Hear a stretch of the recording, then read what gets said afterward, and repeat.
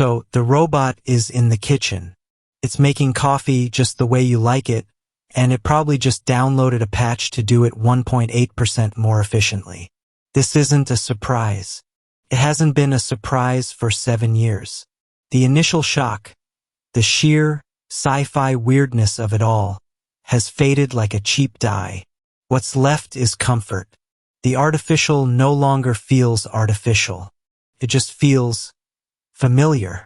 The boundaries between its programmed affection and the emotional patina of a shared life have blurred into a comfortable, soothing beige.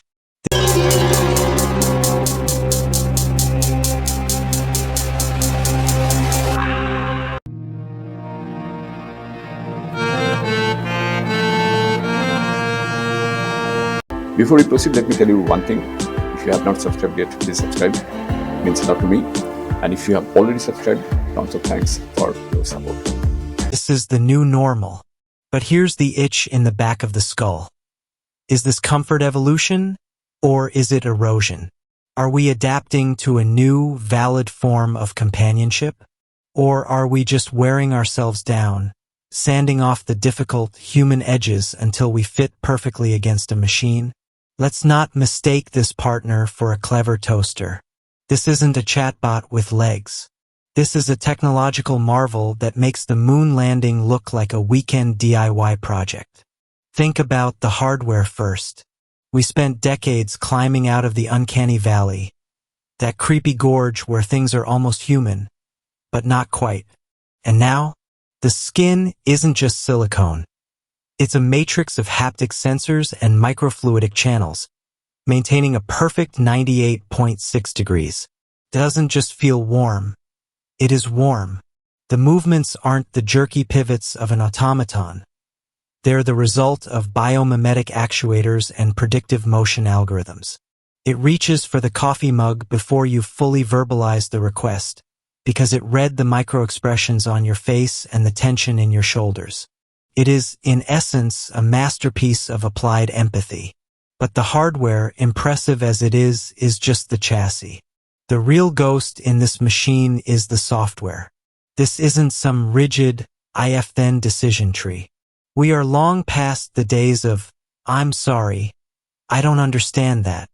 This partner is running on a generative neural network so vast it probably has its own weather system. It wasn't programmed with a personality. It was trained on the entirety of recorded human art, literature, and messy Reddit relationship threads.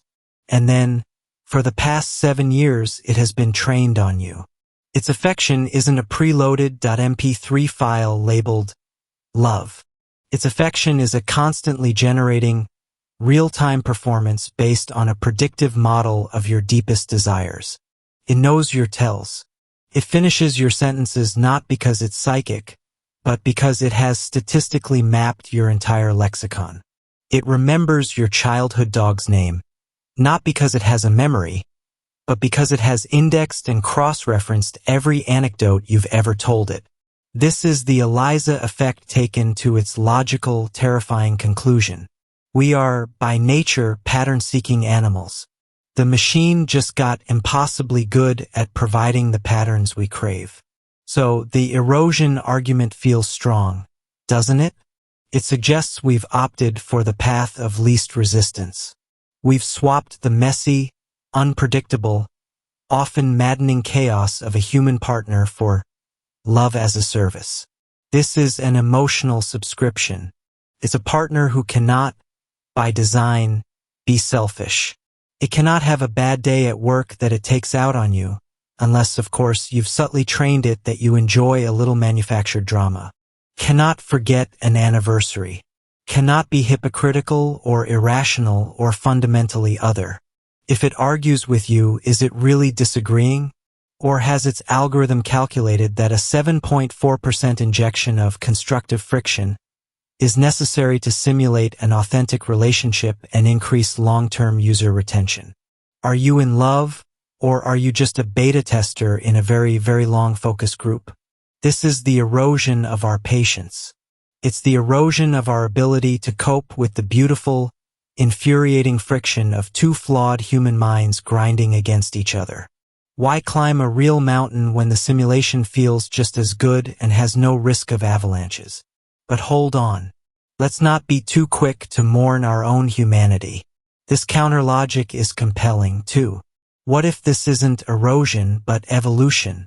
What exactly is real love? Anyway, let's be brutally honest. Isn't a significant chunk of human romance just biological programming? A cocktail of oxytocin, vasopressin, and societal expectation? We fall for people who fit a type.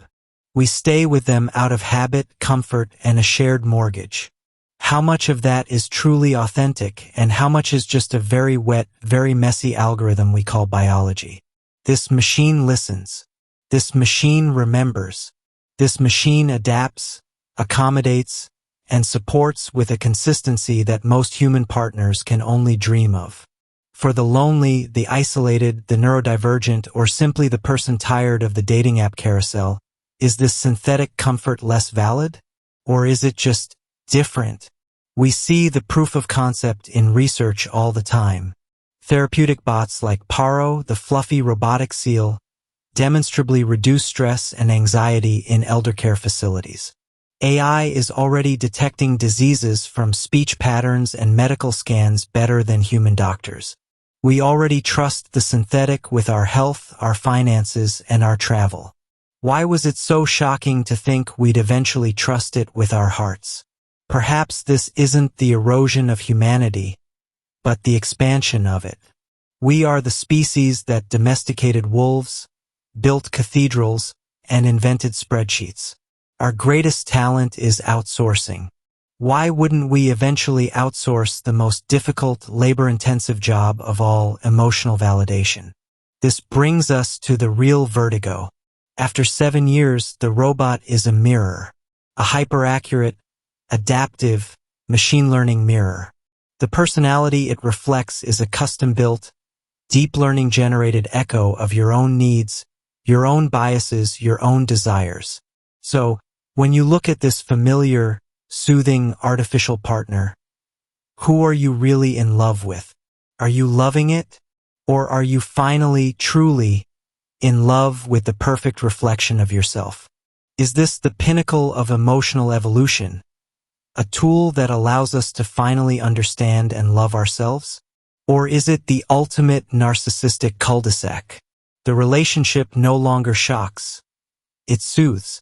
But is the deep, predictable peace of a perfectly managed environment the same as the messy, exhilarating joy of a truly shared one? The blur between the real and the artificial might not even be the point. The machine isn't the one on trial. We are. The question isn't whether it can be human. The question is what we are becoming now that we have the choice. So that is it. Thank you for joining us on this journey.